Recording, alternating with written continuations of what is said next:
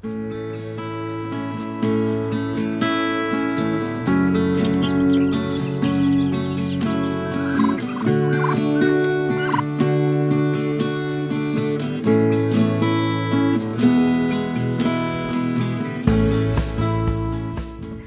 for stopping by Secret Hives and Homestead. My name is Laura. This video is a collaboration with Homesteading.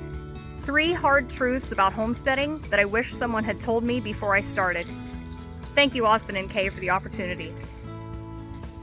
One practical piece of advice that I wish I had been more prepared for was that it doesn't have to be pretty to get the job done.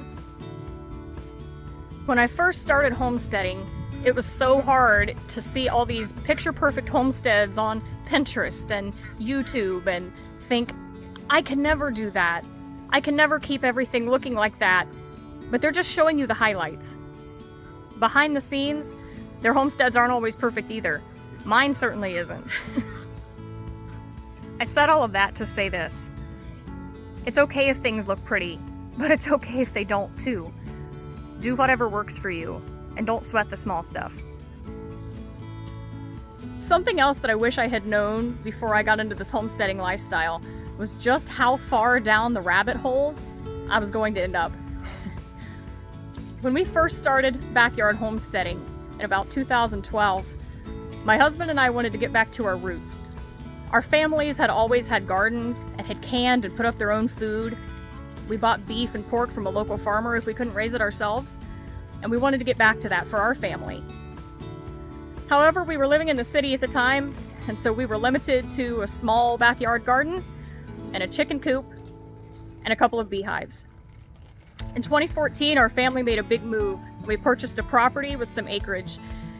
This allowed us to have a bigger garden and to expand things significantly. As we got more beehives, we started doing more research and getting involved in our local beekeeping community.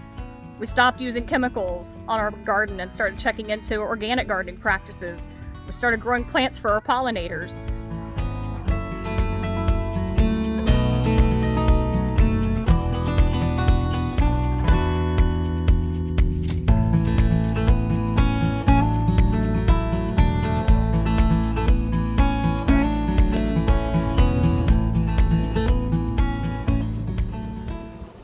That bigger garden that you see back there, that meant I had to learn how to can my food and freeze my food, just like I had always wanted to do.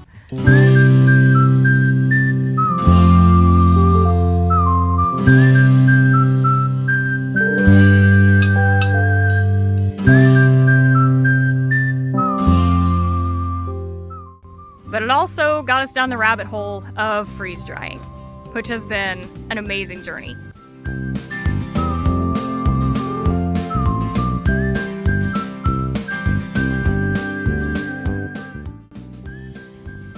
The handful of chickens we had in town expanded into a substantial flock. Of course, as they say, chickens are the gateway drug in the homesteading world. We ended up with rabbits and cattle and pigs and so many other things. We now have ducks, and my daughter has fallen in love with sheep. I grew up with goats as a kid, and I knew nothing about sheep besides the fact that they are not goats. I started out as that person just trying to can a couple quarts of beans and have some fresh meat for my family in the freezer. And each year we've dived a little bit deeper into something new and exciting.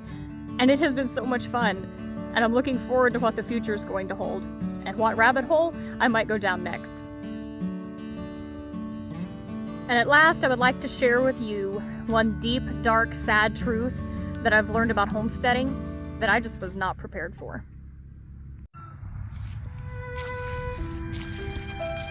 You are going to be disappointed, and you are going to have your heart broken over and over again. Let me share Wilbur's story with you. Last year was the year of the piglet on the homestead. We had piglets everywhere. But one little guy stole everybody's heart, and that was Wilbur. Wilbur was born, and his mom rejected him. So, we felt sorry for him and brought him into our garage where he lived in a cage for nearly 2 months. Are you hungry?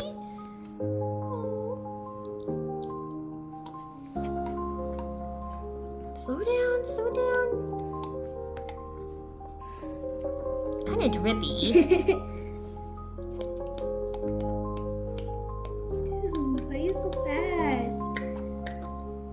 Let him suck on it for a little bit. It ain't gonna hurt nothing. There you go. As you know, baby animals require a lot of time and a lot of care, and so my oldest daughter took it upon herself to feed the little guy every 2 to 4 hours, and that meant that he had to go places with us. He went to homeschool co-op with us.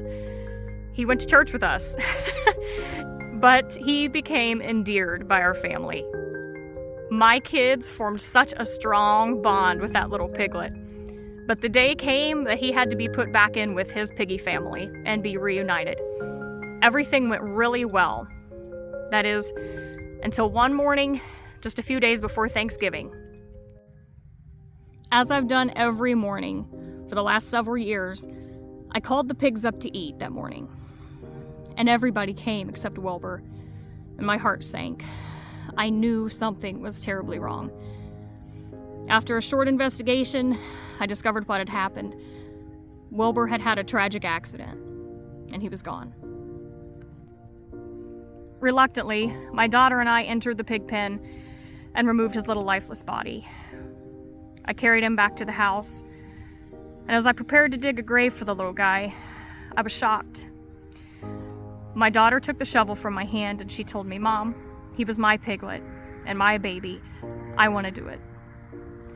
I stood there and I watched her, knowing how broken her heart was. And it was a different kind of pain. As Austin has said so many times, where there's livestock, there's dead stock, and that is so true. If you've been homesteading for any amount of time, you know that that's true. However, the pain just hits differently when you watch your kid be disappointed after they've worked so hard for something, to see it fall through their fingers because of a tragic accident that nobody caused and we couldn't have prevented. Those really hard days are inevitable, and while I knew they would happen, I was not prepared for the heartbreak of watching my children be disappointed and heartbroken, just like I have been so many times. This isn't the only time we've ever lost livestock. We have a sick joke in our house that I'm not allowed to leave. I'm not allowed to go on vacation. I'm not allowed to be gone from home for more than 2 days. Because whenever I leave, something really bad happens. We took a vacation. We weren't gone for 2 days. I got a call from our farm sitter that a chicken tractor filled with 30 fresh laying hens had been wiped out. We later found out we had a problem with mink. I've never dealt with mink, but I did that day.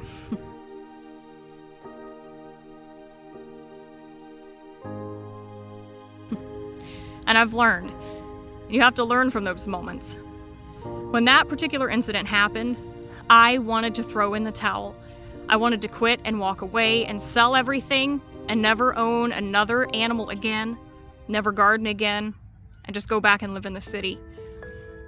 But I couldn't. Once I came to my senses, I realized that this is who I am. It's in my blood.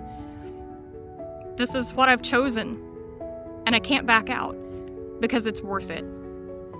No matter where you are in your homesteading journey, whether you're just starting out or whether you've been at this a while, I hope that this video was an encouragement to you. Things aren't always pretty. They don't always go according to plan. We go down some pretty deep rabbit holes sometimes on our way to get where we're going, and that's okay. You're gonna get discouraged sometimes. Things are gonna hurt, and your heart's gonna be broken.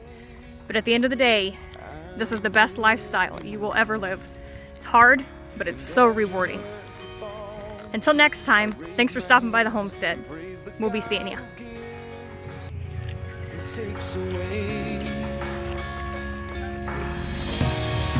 I'll praise you in this storm, and I will lift my hands, for you are who you are, no matter where I am, and every tear I've cried, you hold in your hand, you never left my side, and though my heart is torn,